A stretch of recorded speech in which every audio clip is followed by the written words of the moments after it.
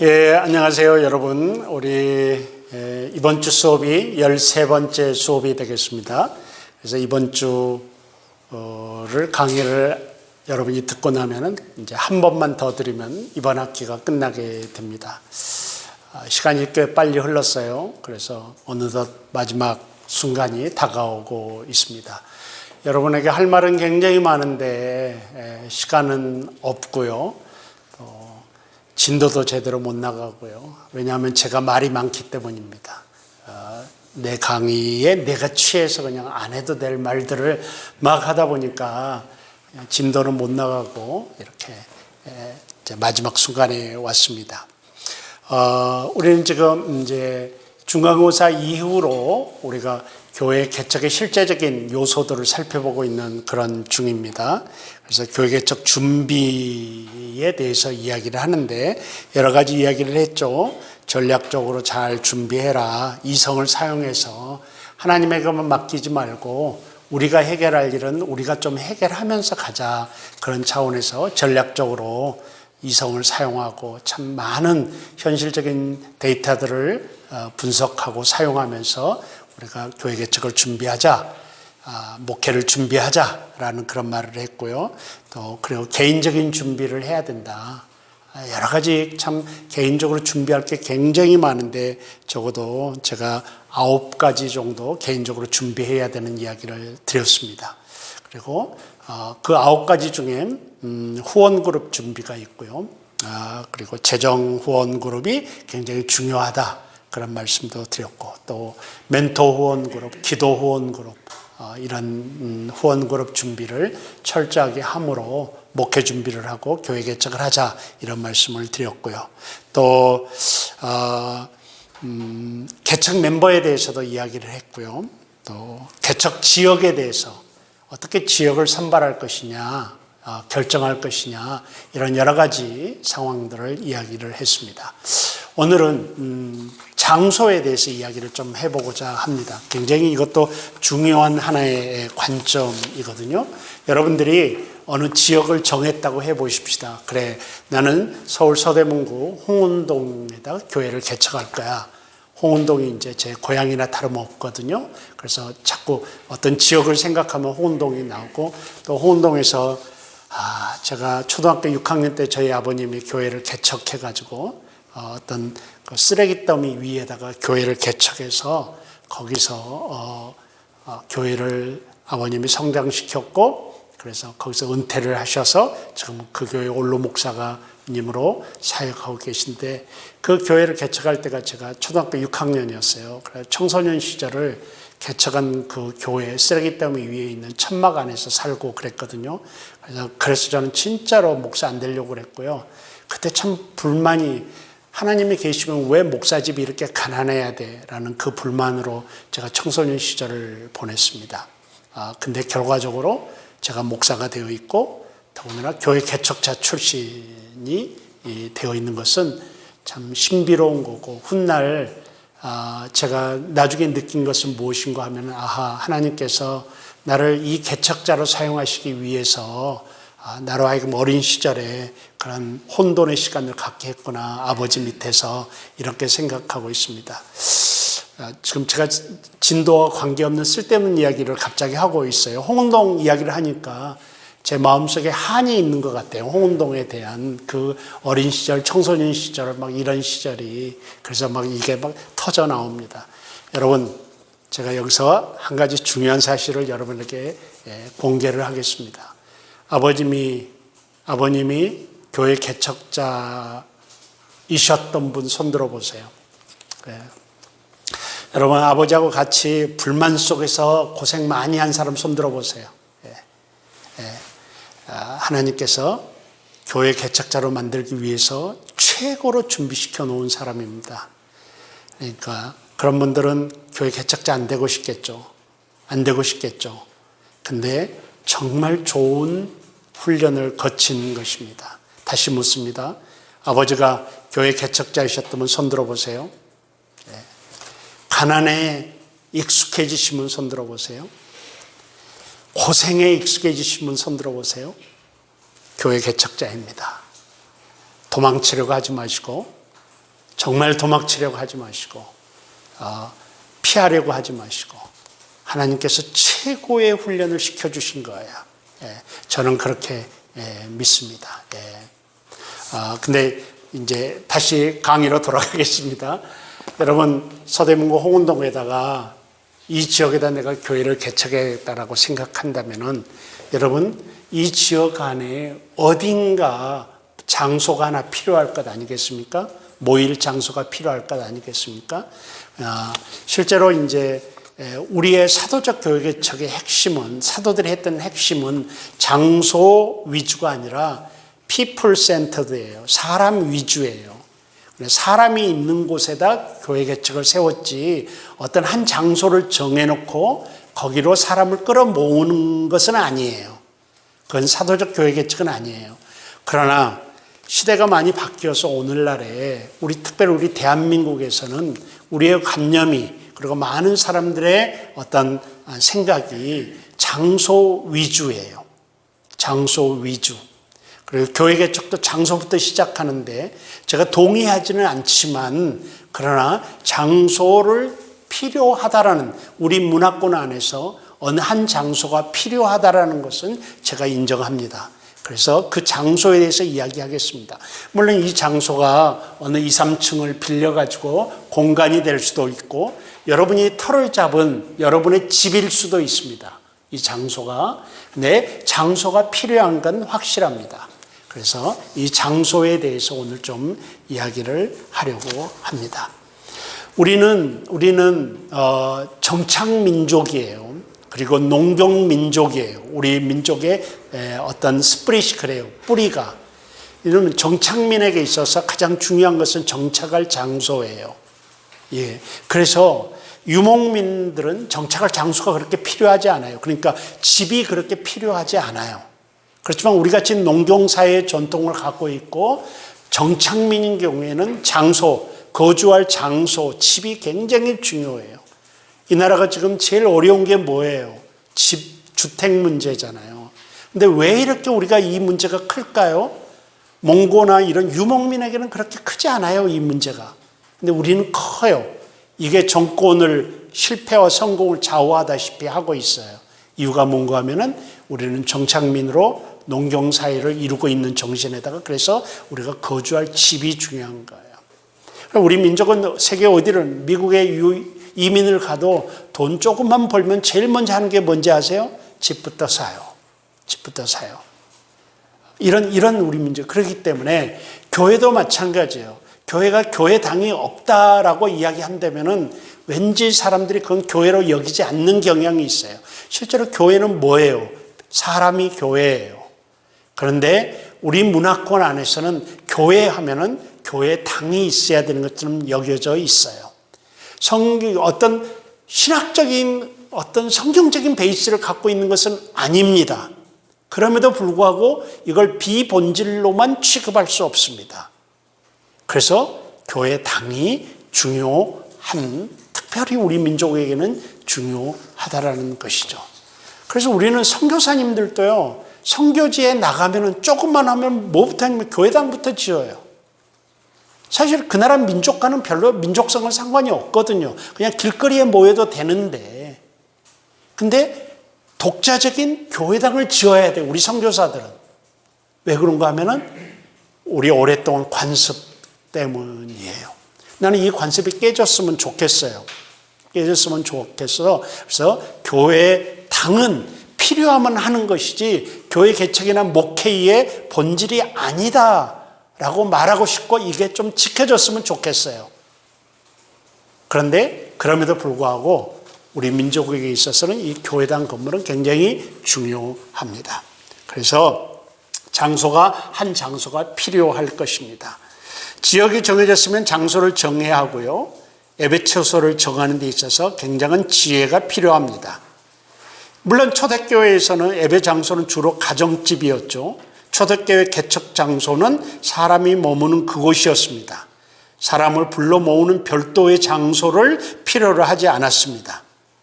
만약에 여러분께서 정말 사도적 교회 개척을 추구하신다고 한다면은 그 말은 개척자가 엄청난 자금을 메인 포션이죠. 거의 모든 자금을 어디다 투자하느냐? 개척자가, 교회 개척자가 이 장소에 투자해요. 여기 한 포인트인 장소, 교회당, 건물에 투자하거든요. 그런데 만약에 여러분 말입니다. 이런 장소, 이런 교회당, 이런 건물로부터 자유로울 수 있다면 정말 보다 굉장한 경제적 자유를 얻을 수 있을 겁니다. 굉장한 자유를 얻을 수 있습니다. 궁극적으로 나중에 교회가 문을 닫는 이유가 뭐겠습니까? 한 가지입니다. 이 공간을 유지할 여력이 없기 때문입니다. 공간을 유지할 여력이 없게 되면요, 문을 닫습니다. 여러분, 목회를 더 하고 싶어도 못합니다. 문을 닫습니다. 패배자로 물러나게 되는 거죠. 그러니까요, 여러분 앞에서도 한 몇 시간 전에 이야기한 것 같은데, 여러분 이 예배초소를 유지할 경제력이 우리가 하나님으로 받은 소명보다 더 강력해요. 여러분 어떻게 생각하십니까? 현장에 나가서 지금은 우리들은 소명 그러죠. 맞습니다. 소명이 우리의 자리에 서 있게 만듭니다. 그런데요, 현장에 가서 실제 부딪히게 되면은 이 장소를 유지할 여력이 없으면 소명이 아무리 뜨거워도 목회를 할 수 없습니다. 이게 현실입니다. 그러니까 여러분, 만약에 우리가 이 장소로부터 자유로울 수 있다면, 그래서 진정한 사도적으로 돌아갈 수 있다면은 우리는 굉장한 자유를 누릴 수 있습니다. 그러니까 think, 정말 생각을 하십시오.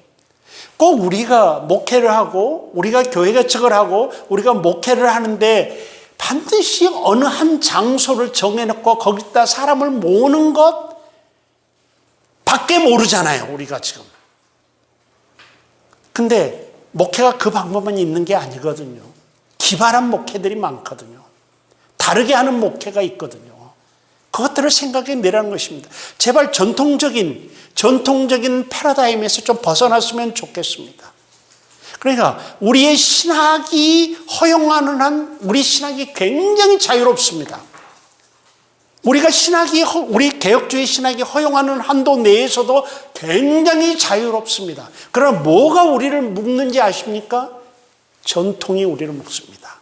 전통적인 목회 패러다임이 우리를 묶습니다. 전통적인 목회 성공에 관한 관념, 이것이 우리를 묶어버립니다. 우리의 신학은 실제로 굉장히 자유롭습니다. 폭이 굉장히 넓습니다, 여러분. 근데 우리의 개혁주의 신학을 폭을 좁게 만드는 게 뭔지 아십니까? 전통적인 패러다임, 전통적인 목회 성공관, 이런 것들입니다. 그래서 우리가 교회 개척이나 목회를 함에 있어서도 이 공간으로부터 자유로울 수 있다면은 정말 많은 것을 할 수 있습니다. 많은 것을 할 수 있습니다. 물론 전통의 눈에 비하면은 좀 다른 방법이겠죠. 이게. 그래서 이런 좀 파격적인 여러분, 실제로 여러분이 지금 움츠리고 있는 게 이렇게 하면 안 돼라고 하는 게 개혁주의 신학이 그렇게 움츠리게 합니까? 성경이 그렇게 움츠리게 합니까? 아니에요. 우리의 패러다임이 그렇게 움츠리게 해요. 이 패러다임만 벗어난다고 한다면은 우리 개혁주의 신학이 정말 자유롭게 넓고요, 우리 목회 방법도 정말 다양해질 수 있다는 것을 여러분들이 좀 말씀드리면서 이렇게, 그러니까 그러고 공간을 반드시 소유해야 된다는 생각을 버리십시오. 반드시 소유해야 되는 공간을 버리시고, 소유하지 않고도 내 공간이 될 수 있는 공간이 많습니다. 오늘날은 굉장히 많습니다, 여러분. space.com, spacecloud.com 이런 데 가면은요, 내 공간이 아니어도 요즘에는 얼마든지 공간을 빌려 쓸 수도 있고요, 할 수 있습니다. 그러니까 그런 점들을 좀 생각을 하고, 여러분 좀 다르게, 제발 different. 제가 이 감옥의 시작부터 지금까지 계속 강조하는 게 다르게 한번 해봐라. 다르게. 물론 그 다르게 하면요, 어쩌면 큰 교회, 그러니까 우리가 말하는 그런 대형 교회로 갈 수 없을 수도 있습니다. 다르게 하면요, 당신 목사야, 목사 아니야, 그런 질문도 받을 수 있을 것입니다. 그런데 저는 확신하기를 이 사람이 보는 눈과 하나님 보는 눈이 고면에 있어서 좀 다르시다고 그렇게 생각을 합니다. 여러분 자신감을 갖고 실패하더라도 좀 더 젊었을 때 한번 해보시라는 얘기입니다. 젊었을 때. 그리고 실패하면 한번 쓰러졌다가 다시 일어나고 이런 거죠. 자, 이런 거예요. 자, 그럼에도 불구하고 오늘 제가 이제 이렇게 원론적인 이야기 정말 간절하게 여러분들에게 이런 이야기를 드림에도 불구하고 오늘은 우리 학교의 우리나라의 전통적인 교회 개척 방법에 의한 이 장소에 대해서 좀 이야기를 하겠습니다. 그리고 우리가 필요하고 여력이 있으면 장소를 사용하는데 그 장소의 인테리어와 분위기까지 제가 말씀을 좀 드리겠습니다. 오늘 강의는 그래서 우리의 어떤 실용주의와 교회 개척이 합쳐진 것입니다. 여러분, 실용주의는 사실은 굉장히 위험한 생각입니다. 하나님이 우리가 실용주의가 들어오게 되면 교회가 세속화될 가능성이 굉장히 커요. 그럼에도 불구하고 오늘 실용주의에 기초해서 좀 강의가 될 것 같아요. 이야기를 해보겠습니다. 자, 첫째, 이런 이 한 장소, 모임 장소를 선정할 때 고려사항, 첫째는 교회로서 적당한 주변 환경인지를 고려한다. 그런 거예요. 그러니까 우리가 장소를 구할 때 있잖아요. 이지 플레이스가 있습니다. 쉽게 구할 수 있는 플레이스가 있습니다. 그리고 나이스 플레이스가 있습니다. 나이스 플레이스가 있습니다. 그리고 right 플레이스가 있습니다. 우리가 여러분 이제 여름 성경학교나 아니면 중고등부 수련회나 청년회 뭐 리트릿 갈 때 장소를 구하잖아요. 장소를. 근데 어떤 기준에 의해서 구합니까? 장소를. 이지 플레이스는 8월 달에 리트릿 가는데 7월 말에서 장소 막 찾으면 어떻게 해요? 쉽게 구할 수 있어요. 이런 장소를 이지 플레이스라고 합니다. 가면은 근데 가서 보면 어때요? 냄새나고 빈대 있고 뭐 가격은 쌀지 모르지만 뭐 어쩌고 이런 거예요. 이지 플레이스예요. 나이스 플레이스는요, 정말 좋은 플레이스예요. 호텔, 리츠를 하는데 호텔 뭐 이런 굉장히 비용이 많이 들어가는 거죠. 나이스. right 플레이스는 적당한 proper 플레이스예요. 적당한 모임의 목적에 적당한 플레이스예요. 여러분들은 전도사들을 하면서 전도사 역할을 하면서 무슨 장소가 많이 필요할 텐데 어떤 플레이스를 주로 자기 성격에 맞춰요. 나중에 막 서들어오면 다 이지 플레이스예요. 근데 조금 화려하면 나이스 플레이스예요. 라이트 플레이스는 일찍부터 8월에 리트릿을 한다고 하면 1월부터 장소들을 알아보고 여기저기 다 알아보고 있어요. 제일 적당한 걸 찾는 게 라이트 플레이스예요. 이 세 가지가 있어요. 교회 개척 장소도 똑같아요. 제가 우리 친척이 교회 개척을 해가지고 찾아갔어요. 설교를 한번 해달라고 찾아갔어요. 그랬더니 와, 거기를 접근하기도 어려운데 드디어 찾았어요. 어렵게 찾았어요. 그런데 3층에 교회가 있어요. 지하부터 4층 건물인데 3층에 있어요. 근데 지하는 노래방이야. 1층은 술집이야. 2층은 또 뭐더라? 다 유흥 그런 것들이에요. 그리고 3층에 교회를 딱 세워놨어요. 내가 그래서 3층까지 계단을 올라가면서 느끼기를 이 교회를 가기 위해서는 온갖 세상의 유혹을 다 이겨내고 파이널리 갈 수 있는 곳이로구나 이렇게 생각을 했어요. 근데 이지 플레이스예요. 그게 왜냐하면은 가격이 월세만 생각한 거예요. 월세만. 그러니까 싸니까 거기를 그냥 얻은 거예요.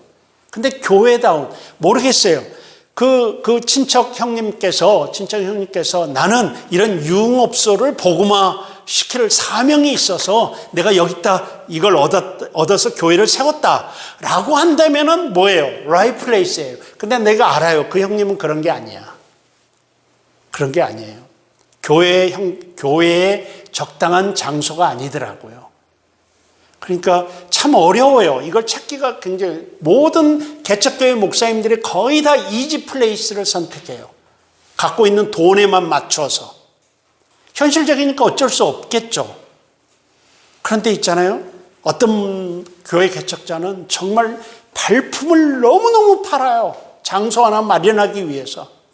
자기가 가지고 있는 조건을 가지고 장소 하나를 마련하기 위해서 발품을 얼마나 파는지 몰라요. 그래가지고 찾고 찾아서 라이프 플레이스를 찾아요.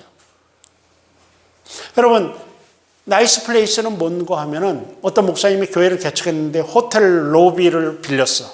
그래서 정기적으로 거기서 빌려서 예배를 드려. 정말 좋은 플레이스죠.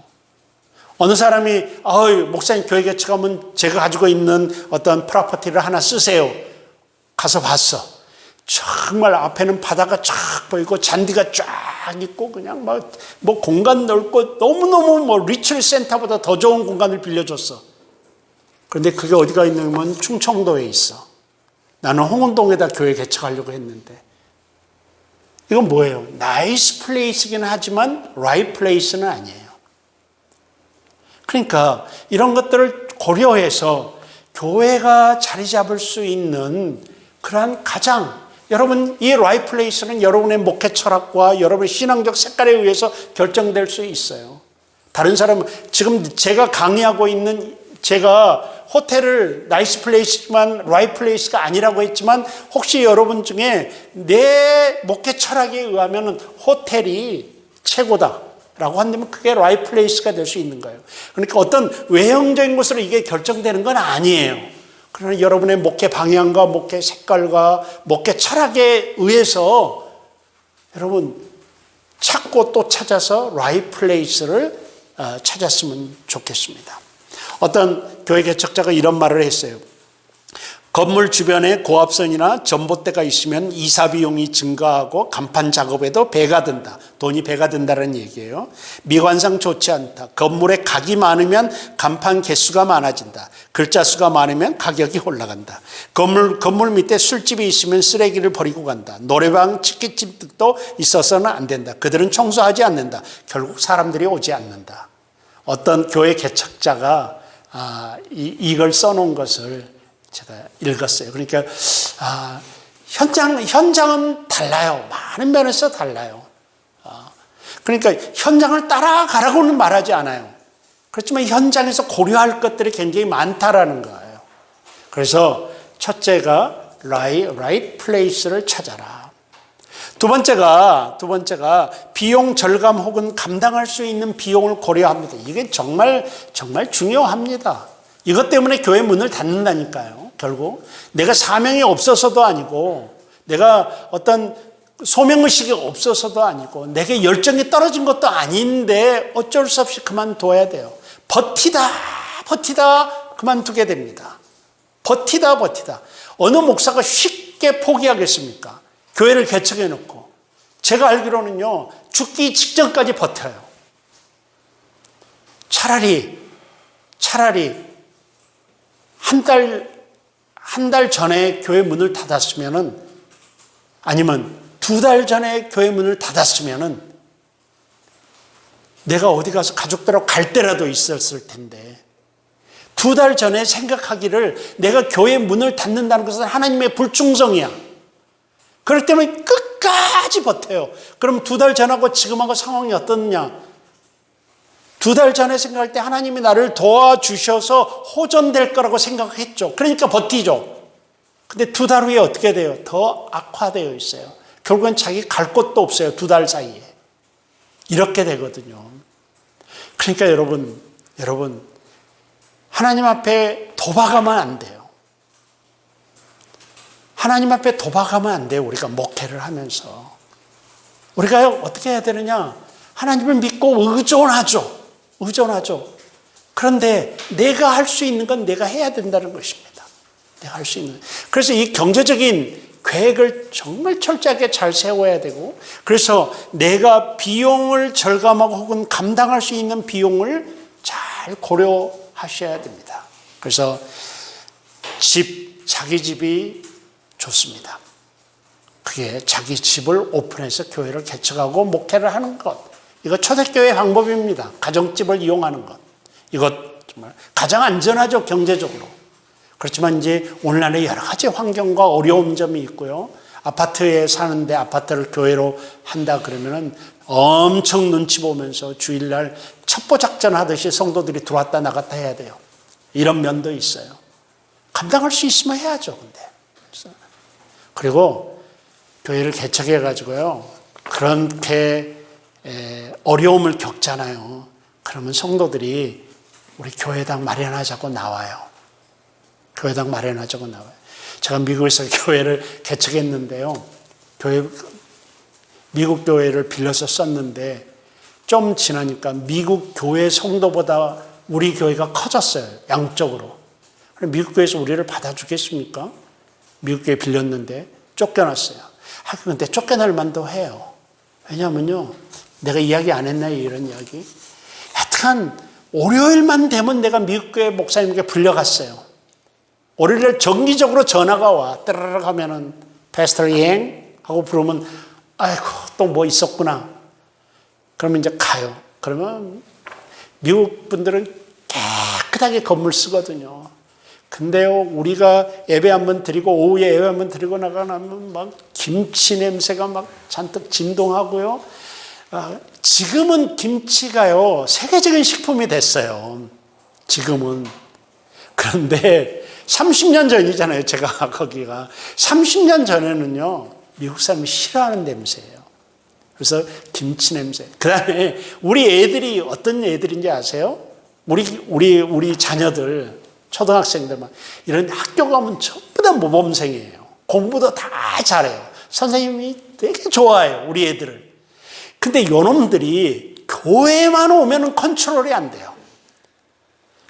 불쌍해요. 여러분 불쌍해요. 그러니까. 사실은 기죽어서 지네들 성격대로 못하는 거예요. 학교 가서 다른 백인들 사이에서. 근데 교회 오잖아요. 그럼 다 똑같이 생겼거든. 얘네들 물 만난 고기 같아요. 그래가지고 유리창을 깨고 그냥 벽에다 발자국 찍어놓고 막 난리 법석이에요.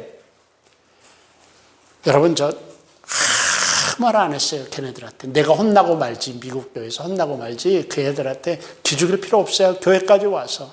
아무도 혼내지 못하게 했어요. 쟤네들이 여기서라도 저래야지. 이런 생각이 있었어요. 그러니까 쫓겨났어요. 나중에는 갈 곳이 없어. 이 많은 무리를 데리고 내가 갈 곳이 없어. 그래가지고 그냥 뭐 어느 교회 가서 애걸복걸해서 탁 예배 시간 2시간만 쓰고 말이에요. 이런 생활을 하다 보니까 성도들이 다 열받아가지고 목사님 우리 교회당 마련합시다. 이렇게 나왔어요. 그래서 교회당을 마련했어요. 제가 이런 생각을 갖고 있는데 교회당 만들자고 하겠습니까? 그래서 그런데 필요해서 교회당이 마련됐거든요. 그러니까 여러분들 필요하면 우리가 필요한데 최소한의 지금 초창기에 비용을 절감하고 감당할 수 있는 비용을 고려해야 됩니다. 그래서 집이 최고고요. 그다음에 어린이집, 찻집, 학원, 학교, 또 뭐 건물 임대 여러 가지 방법이 있는데 하여튼 비용을 최소화할 수 있어야 되겠고요. 뭐 기존의 교회이었던 장소도 괜찮고요. 종교 시설물 안타깝게도 교회 문을 닫는 교회들도 있고 그렇거든요. 어떤 분은 제가 알고 있는 보고를 받았는데 교회를 어디다 개척했느냐 하면은 원불교 교당이었던 장소를 어떻게 생각하세요, 여러분? 원불교 교당이었던 장소를 대여해가지고 교회 개척을 했어요. 그런 분들도 있고 그렇거든요. 또 중요한 것은 요즘에는 공간을 대여하는 데가 되게 많거든요. 그러니까 그런데 사이트 찾아서 가면은 되고요. 그래서 중요한 것은 감당할 수 있는 비용. 감당할 수 있는 비용. 그러니까 장소 마련이나 장소 확장을 위해서 절대로 무리하지 않는 것. 옛날에는 그게 됐어요. 옛날에는 그게 믿음이었어요. 지금 좀 해도 믿고 좀 무리해서 하면은 이건 믿음이었어요. 근데 이 믿음이었어요. 왜냐하면 그때는 우리 분위기가 성도들이 오고 교회가 부흥하던 그런 시대예요. 그러니까 됐어요. 지금도 있잖아요. 많은 젊은 목회자들이 전부 다 그 옛날 성공신앙에 빠져 있어요. 여러분, 젊은 개척 목사들의 가장 큰 적은 성공 스토리예요.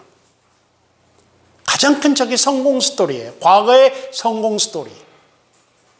지금 그렇게 성공할 수 없어요. 시기가 그런 시기가 아니에요. 그런 상태가 아니거든요. 그래 무리하면 안 되는 겁니다. 무리하면 안 돼요. 절대로 무리하지 않고요. 온 교회가 공감대가 형성되었을 때 형편 안에서 느긋하게 마련하십시오. 그래서 여러분, 이 교회당 공간 마련, 교회당 확장 이런 것들은 여러분들이 하나님의 받은 비전이라고 해서 여러분이 내세우고 끌고 가지 않아도 돼요. 않아도 돼요. 여러분이 그 면에 있어서만은 끌려가는 게 더 좋아요. 성도들이 합시다 해서 억지로 끌려가는 게 더 좋아요. 옛날에는 목사님들이 하나님의 비전, 주시는 비전, 교회 발전, 부흥 이런 비전이라는 거 가지고 있지 않습니까? 이걸 목사가 끌고 나갔어요. 그때는 됐어요. 근데 지금 되지 않아요. 그건 목사의 야망인지 비전인지 구별하기 힘들어요. 교회당 확장은. 저는 그렇게 생각해요. 교회당 확장, 교회당 건축 이런 것들은 목사님은 담임 목사님이 이게 하나님이 주신 비전이라고 우리가 그러지만 실제로 목사님의 야망인지 하나님의 비전인지 분간하기 어려운 것이 몇 개가 있는데 그 중에 하나가 교회당 확장이에요. 이런 것. 그건 따라가는 게 좋아요. 여러분, 하우스가 있어요. 하우스대, 홈이 있어요. 어느 게 본질이에요? 어느 게 본질이죠? 홈이 본질입니다, 여러분. 이게 본질이에요. 이게 교회예요. 하우스는 뭐예요? 하우스는 교회 당이에요. 이 하우스는 홈에 의해서 결정되는 거예요. 하우스를 먼저 만들어 놓고 홈을 채우겠다는 건 어리석은 사람. 어떤 사람이 아직 애인도 없어. 근데 이런 생각을 띠요. 하나님이 내게 비전을 주셨어. 하나님은 내게 아리따운 여인을 주실 것이고, 그래서 그 아리따운 여인을 통해서 자녀를 셋을 낳는다는 비전을 주셨어. 그래, 그럼 나는 지금부터 5사람이 살 수 있는 집을 마련할 거야. 그래가지고 집을 멋지게 5사람이 살 수 있는 집을 구입했어. 근데 어떻게 구입했어? 다 빚내서 구입했어. 다 빚내서. 그래가지고 아직 애인도 없는 사람이 그런 비전을 하나님이 주셨다고 해가지고 이 큰 집을 5사람이 살 수 있는 집을 다 빚내서 마련해가지고 지금 날마다 일해서 번 돈을 이 빚낸 이자를 다 갚고 있어. 자, 이게 바른 겁니까? 틀린 겁니까? 이건 틀린 거예요. 왜냐하면 아직 애인도 없어. 이 똑같은 일들이, 그러니까 결혼할지 안 할지도 몰라. 또 결혼을 해도 셋을 지 혼자 낳나? 애를 셋이 낳을지 어쩔지도 몰라. 그런데 이렇게 하나님이 주신 비전이라고 하면서 이 일을 하고 있단 말이에요. 이렇게. 똑같은 현상이 우리들의 선배들에게, 여러분들 선배들에게 있었던 현상들이에요. 하우스를 먼저 지어놔. 그리고는 하나님의 비전이라고 하면서 하우스를 크게 지어놓고 홈을 이 안에 갖다 집어넣으려고 하는 거예요. 이건 통했던 시절이 있었는데 지금은 안 되는 거예요. 바른 방법은 뭐예요? 나 혼자 있을 때는 완베드룸이 좋아. 결혼을 했어. 그럼 2사람이 가는 신혼집을 마련하면 돼. 근데 아이를 낳았어. 아이를 낳으니까 세 사람 집. 그러니까 예를 들어서 둘이 살 때 아이 낳을 그 계획하고 세 명 살 집을 마련하는 것은 이건 정상적이에요. 정상적이에요. 이건 이제 합리적인 계획에 의해서 나갈 수 있는 거예요.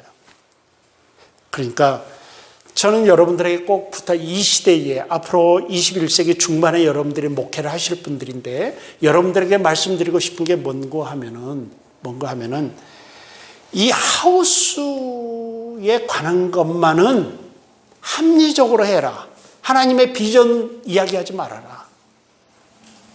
이 하우스에 있어서만은 이성적이고 합리적이고 전략적으로 해라. 하나님의 비전 이야기해가지고 무리하지 말아라. 절대로. 이렇게 말하고 싶어요. 이렇게 말하고 싶어요. 하나님은 사실 이 하우스에 별로 관심이 없어요. 하나님의 관심이 없어요. 뭘 갖고 증명이 되는지 아세요? 솔로몬 성전 갖고 이야기할 수 있어요.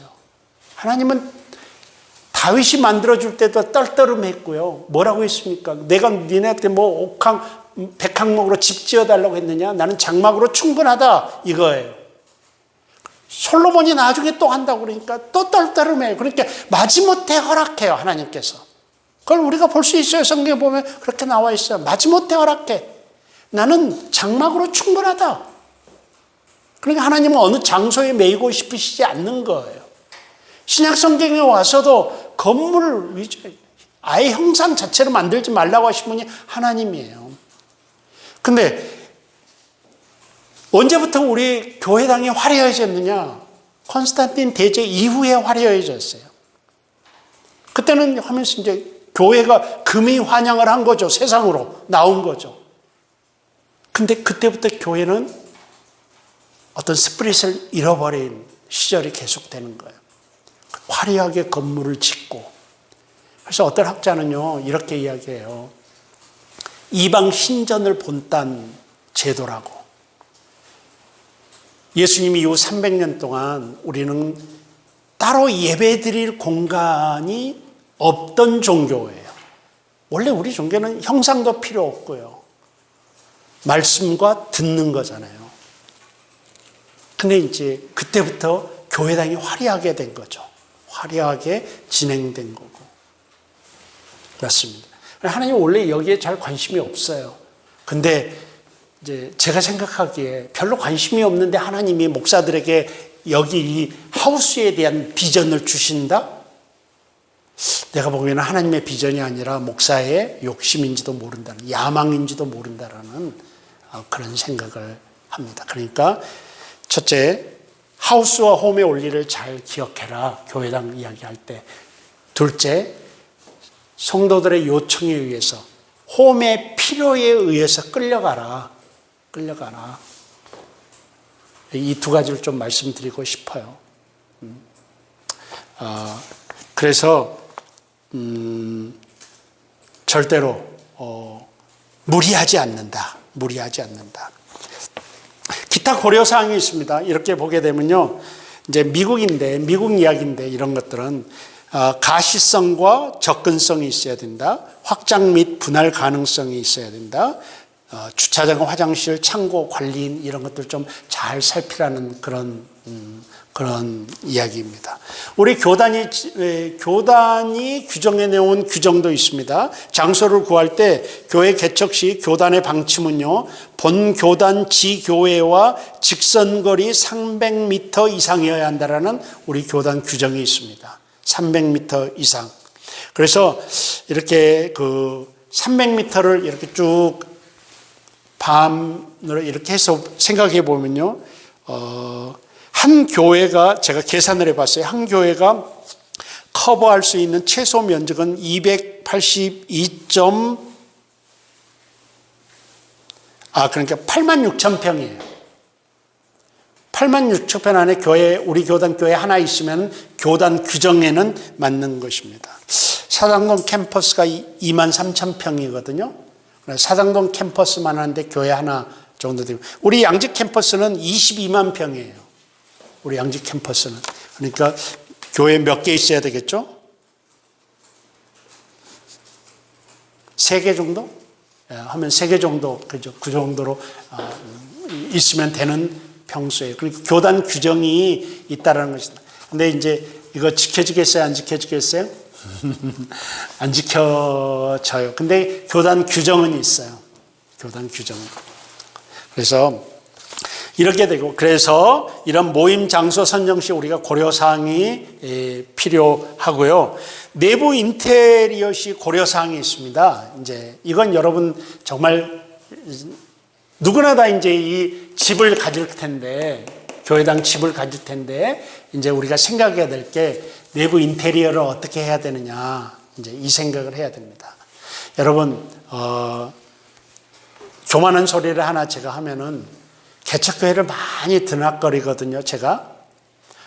개척교회를 딱 들어가서 딱 보는 순간 어디까지 보이는가 하면은 이 목사님의 성격까지도 보여요, 이 교회. 결국은 목사 취향대로 인테리어를 하거든요, 개척 목사.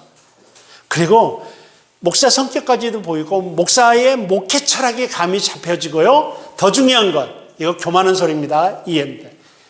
이 교회 되겠다 안 되겠다가 느껴집니다. 그리고 어느 정도 확신이 있습니다.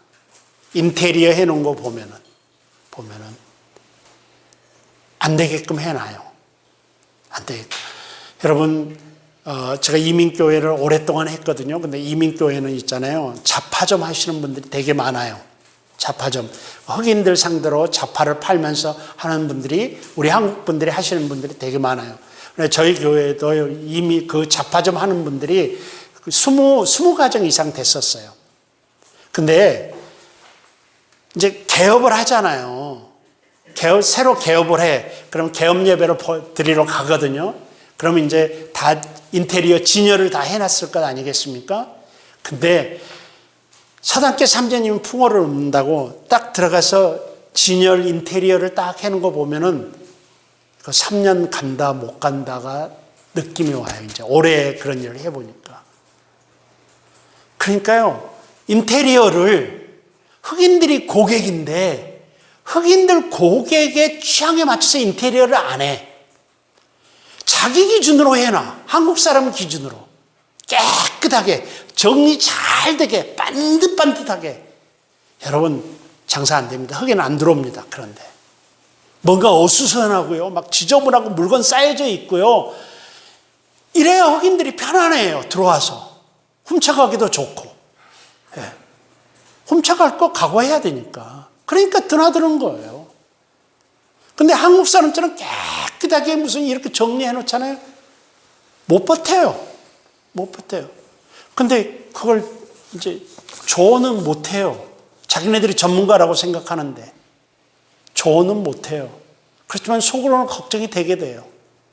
아, 이거 위험한데, 이렇게 하면 안 되는데, 이렇게 하면. 그들의 취향에 맞게끔 해야죠. 그러니까 막 어수선하게 해놓으면서도 잘 되는 그 잡화점에 가면요, 되게 어수선해요. 놀랍게도 근데요, 그 어수선한 것 저 구석에 뭐가 있다는 것까지 주인은 다 알아요. 그리고 흑인들이 물어보면 탁탁 이야기를 해줘요. 굉장히 잘 돼요, 그런 집들은. 여러분 무슨 말인지 알겠죠? 근데 교회 공간, 이 공간 안에 인테리어도 말이에요. 가서 보면은 해주는 그런 인테리어가 있어요. 그러면 이제 진짜 안 돼요. 그러니까 이런 거 하나까지도 교회를 개척하고 여러분들이 목회를 하면서 정말 신경을 써야 된다는 그런 이야기입니다. 그러면 내부 인테리어의 고려사항이 무엇이냐? 쉬었다가 하겠습니다.